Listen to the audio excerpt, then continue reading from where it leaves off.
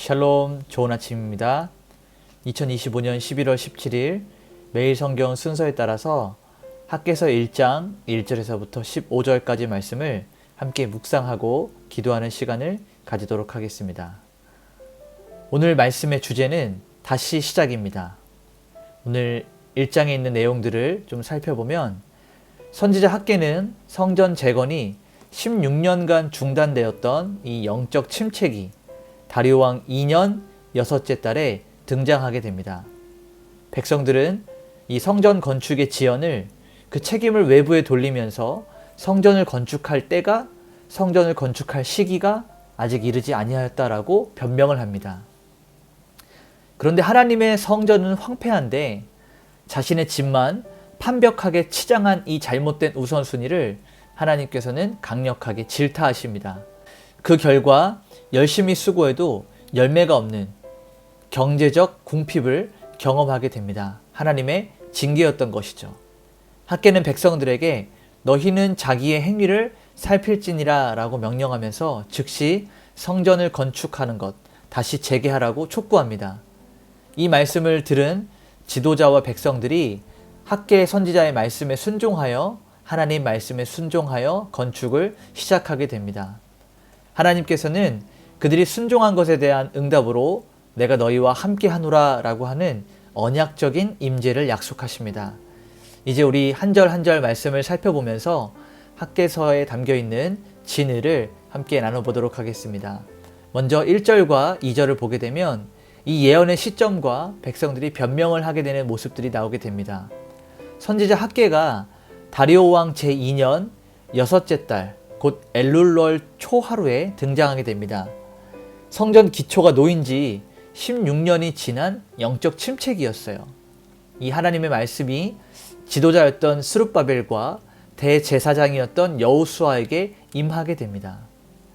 2절 말씀을 보니까 백성들은 이 성전 재건이 지연되는 이유를 외적인 상황에 핑계를 돌리고 아직 하나님의 때가 되지 않았다라고 이야기하면서 영적 게으름을 이 신앙적인 변명으로 합리화하는 모습들을 볼 수가 있습니다. 3절과 4절을 보게 되면 이 판벽한 집과 황폐한 성전이 대조적으로 나오게 됩니다. 여호와께서 선지자 학개를 통해서 직접 말씀을 하시는데요. 인간들이 백성들이 변명했던 것에 대한 하나님의 명확한 반박이 시작됩니다. 4절을 보니까 이 전이 황폐하였거늘 너희만 판벽한 집에 거주하는 것이 옳으냐라고 하시면서 하나님께서 물으시는데요. 이것은 사실 책망의 말씀이죠. 여기서 말하는 판벽한 집은 나무로 벽을 잘 꾸며놓은 아주 안락한 집을 말하고 있습니다. 그러니까 백성들이 자기 자신의 안락함과 사적인 유익을 위해서 열심을 내는데 하나님의 영광이 담긴 성전은 뒤로 미루는 우선순위에서 밀렸음을 폭로하게 되는 것이죠. 그래서 위대한 종교개혁자였던 존 칼빈은 하나님보다 자기의 사적인 유익을 앞세우는 것이 바로 우상 숭배다라고 이야기하고 있어요. 5절과 6절의 말씀을 살펴보면 영적인 게으름에 대한 하나님의 징계가 나오게 되는데요. 5절에 너희는 자기 행위를 살필지니라 라고 하는 말씀이 있습니다. 하나님께서는 백성들에게 외부의 상황이 아니라 자기 자신의 내부적인 태도와 동기를 돌아보도록 명령하게 됩니다. 이 문제의 원인이 자신들의 잘못된 선택에 있는 것이지 외부 환경에 있던 것이 아니다라는 것을 깨닫게 하기 위한 하나님의 말씀이었습니다. 6절에는 백성들의 이 물질적인 궁핍을 지적하게 되는데요. 많이 심을지라도 수확이 적다라고 하는 이러한 현상은 열심히 수고해도 열매를 거두지 못하는 이 저주가 담긴 모습이었습니다. 이는 성전 재건을 소홀히 한 것에 대한 하나님의 주권적인 징계였던 것이죠. 구약신학자였던 토마스 무어는 이 징계를 설명하면서 성전이 재건되지 않는 한 하나님의 축복을 기대할 수 없다라는 이 언약적 관계의 회복을 강조했습니다. 즉 하나님의 영광을 위한 의무를 이행하지 않은 상태에서 물질적인 풍요를 바라는 것은 하나님의 공의를 무시하는 것이다 라고 하는 것이죠. 그리고 7절에서부터 11절 말씀을 보게 되면 이 성전 재건을 하는 명령과 또 저주가 선포가 되게 되는데요. 7절을 보니까 5절에 나온 것처럼 다시 한번 너희는 자기의 행위를 살필지니라 라고 반복하면서 이스라엘 백성들이 회개하기를 촉구하고 강조하는 것입니다. 8절에 보니까 너희는 산에 올라가서 제목을 가져다가 성전을 건축하라. 그리하면 내가 그것으로 말미암아 기뻐하고 영광을 얻으리라. 여호와가 말하였느니라. 이 말씀을 통해서 백성들이 변명하지 못하도록 하시고 즉각적으로 행동을 하도록 명령을 하십니다. 결국 이 성전을 재건하는 궁극적인 목적 자체가 백성들이 편안하게 살고 백성들의 이 행복을 위해서가 아니라 하나님의 기쁨과 하나님의 영광을 위하여서 필요한 것이다 라는 것을 말하고 있는 것입니다. 9절 말씀을 보니까 백성들이 재물을 모아도 내가 불어버렸느니라 라고 이렇게 선포를 하죠. 그러니까 이스라엘 백성들의 모든 궁핍과 결핍은 그들의 무능함이 아니라 하나님께서 적극적으로 심판하셨던 결과다라는 것을 우리는 알 수 있습니다. 또 10절과 11절에 하늘의 이슬과 땅의 소산이 끊긴 것이 이 성전 재건을 게을리했던 그 죄 때문임을 명확하게 선언을 하고 계십니다. 하나님께서는 자연 만물과 경제 활동까지도 주권적으로 다스리고 계시는 분이심을 보여주고 있습니다. 그리고 마지막 부분인 12절에서부터 15절까지 말씀을 보면 그들이 순종하는 것과 하나님의 임재를 우리가 볼 수 있는데요.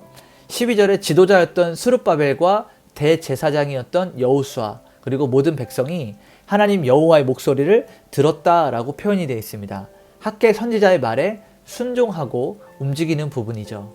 이렇게 즉각적인 순종은 영적인 무감각 상태를 깨고 개혁을 시작하는 이 결정적인 전환점이 되는 것입니다.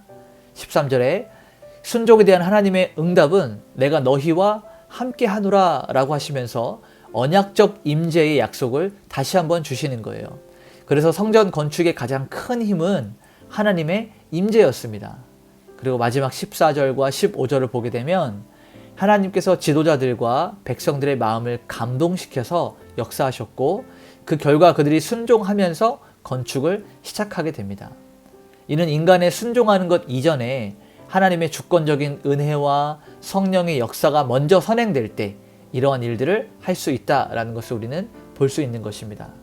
오늘 말씀을 원포인트로 정리하면 하나님의 명령으로 다시 시작하는 성전 재건입니다. 이 하나님의 영광보다 나의 안락함을 우선시하는 삶은 이 헛된 수고일 수밖에 없어요. 그리고 하나님의 저주를 하나님의 징계를 피할 수가 없게 되는 것이죠. 영적인 게으름을 회개하고 이 예배와 순종을 최우선으로 다시 할 때 하나님께서 말씀하시는 내가 너희와 함께 하노라 이 음성을 들을 수 있는 것이고 하나님의 임재와 축복을 누릴 수가 있게 되는 것입니다. 오늘 이 말씀을 함께 묵상하면서 좀 이러한 부분들을 함께 적용했으면 좋겠어요. 내 삶 가운데서 하나님의 일은 예배와 말씀, 묵상, 봉사, 기도 이러한 하나님의 일들을 황폐하게 내버려 두고 나의 개인적인 안락 무엇이 있을까요? 어떤 재정을 계획하는 일이라든지 나의 취미와 또 나의 자녀, 나의 관계, 나의 어떤 명예, 나의 건강 이런 부분에만 몰두하고 있었던 나만의 판벽한 집은 무엇인지 구체적으로 좀 찾아보시고 이것에 대한 집착을 좀 내려놓는 희생적인 결단을 한번 좀 실천했으면 좋겠습니다. 또한 이 학개의 선지자의 명령처럼 한 주간의 삶에서 나의 행위를 좀 살펴보는 시간을 가질 수 있었으면 좋겠습니다. 그리고 오늘 이 시간 우리 이렇게 함께 기도합시다. 하나님, 제가 때때로 하나님의 이 명령 앞에서 아직 때가 이르지 않았다고 하나님의 시기가 이르지 않았다고 영적인 게으름과 핑계를 많이 댔습니다. 주님, 용서하시고 나의 이 판벽한 집, 안락함을 허물고 하나님 말씀에 즉시 순종하는 그러한 삶을 살 수 있도록 인도하여 주시옵소서. 우리 이러한 기도 제목을 가지고 하나님께 기도하면서 오늘 하루를 하나님께 온전히 올려드릴 수 있도록 하겠습니다. 함께 기도하시겠습니다.